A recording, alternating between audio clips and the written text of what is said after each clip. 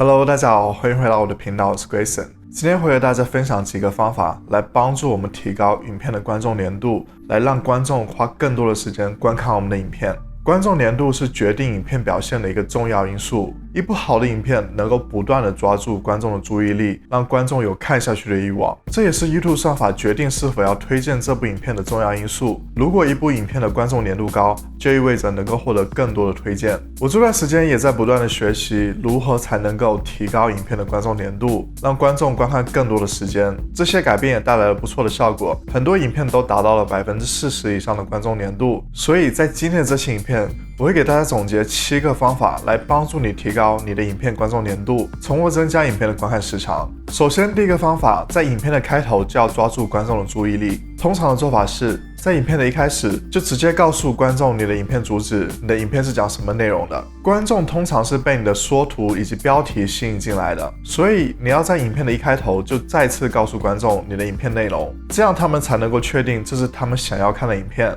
因为在 YouTube 上有很多人利用夸张的标题来吸引观众，但其实他的影片讲的是另外的内容。一般来说会有几种开头方式。首先，第一种方法就是直接告诉观众你的影片的主要内容，我通常都会使用这种方法。第二种方法就是以故事叙述的方式，你可以先列举几个痛点，然后再告诉观众这期影片会给他们提供解决方法。如果是 Vlog 频道，你可以在影片的一开头就告诉观众，在这期影片里你会做哪些事情，你会完成哪些目标，那么观众就会很好奇你最后是否完成了这些目标。如果是游戏频道，你可以在影片的一开头就告诉观众，你在这期影片里面会达成哪些成就，会完成哪些任务。总的来说，我们的影片开头就是为了简短而快速的告诉观众我们的影片的主要内容，这样观众才能够更清楚的明白他们是否想要看这部影片。第二个方法，加入一些视觉、听觉的元素。我相信大家都不会喜欢看一部从头到尾都是一个人在不断讲内容的影片，所以为了防止观众在观看我们影片时候感到无聊，我们可以加入一些视觉元素来让观众保持新鲜感。例如，我们可以加入一些 B-roll 就是你们现在看到的画面，就是我在继续讲的同时， B-roll 能够帮助观众更好的理解我所讲的内容，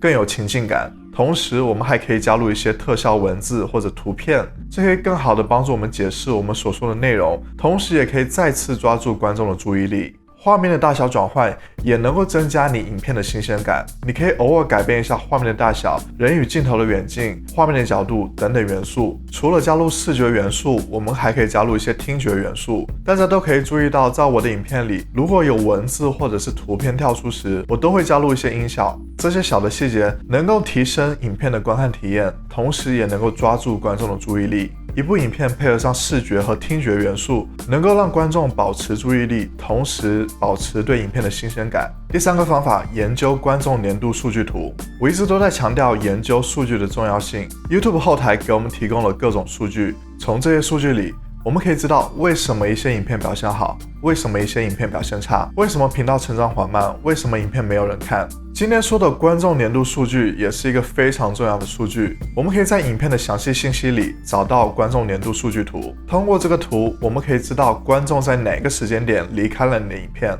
如果在影片开始的1分钟内有70%的观众离开你的影片，那就说明在这个时间点，某些原因导致观众大量离开你的影片，所以你就要去研究在这个时间点里，你是否说了一些没有意义的话，或者是其他因素，像是影片的灯光、音效，导致了观众大量离开你的影片。这些问题如果能够解决，你就知道观众想要什么，不想要什么，就能够增加影片的观众粘度。第4个方法，写好影片大纲。制定好影片计划，写好影片大纲，这个方法非常的重要，也改变了我影片的质量。在之前我没有使用影片大纲时，我总是尝试想覆盖我想要说的内容，但是很容易我就偏离了主题。在剪辑影片的时候，我会发现我说了大量没有意义的话，主要内容才说了一点。这种影片观众肯定会看得无聊，影片的观众粘度也会非常低。当我写好影片大纲时，我就知道我要讲什么内容，我应该在哪个时候说哪些内容，我的主要内容有哪几个要点，这样我就不容易偏离我的中心内容。观众在观看的时候也知道这部影片的重点，自然也会跟着我的节奏走，不会偏离主题。当然，这个方法不适合任何类型的影片，例如大部分 vlog 影片都是没有大纲的。如果你的影片是像我这种知识类、讲解类的影片，如果有一个影片大纲，能够保证你的内容有知识框架，在不断输出影片价值的同时，抓住观众的注意力，让观众观看更长的时间。第5个方法，避免告诉观众影片即将结束。我也经常会犯这样的错误，在影片即将结束时，在讲完所有的重要内容之后，我会说出一些词语，暗示观众后面已经没有什么重要的内容，观众可以关掉我的影片了。观众在听到这些暗示词语之后，就会立马关掉我们的影片。大家可以很明显的从观众年度数据图里面看出，因为观众已经达到了他们的目的，他们已经得到他们想要的信息。为了避免这种情况的发生，当我们讲完所有内容之后，我们可以继续再讲一些内容，同时导入片尾画面，把观众引导到其他的影片里，这样观众就能够留在我们的频道里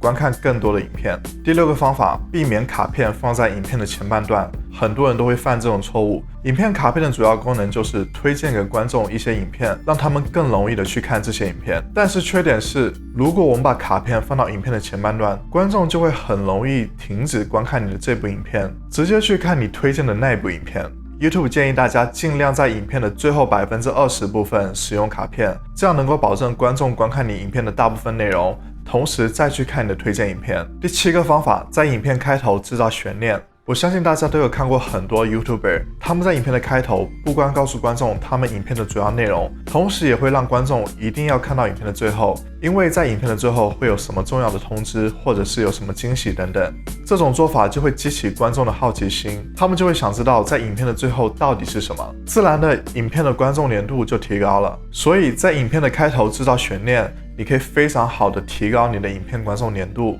当然前提是你在影片最后提供的信息不会让观众失望，不然这一次使用之后，下一次观众就不会再相信了。提高影片的观众粘度，要求我们要注意到影片的很多细节处理上。观众的时间是宝贵的，如果他们愿意花时间观看你的影片，那就证明你的影片在真正的提供给他们价值。如果大家喜欢今天的这期影片，欢迎为我点个赞。如果大家想了解更多关于 YouTube 内容，欢迎订阅我的频道，打开旁边的小铃铛，我会每周更新影片。那我们下次再见，拜拜。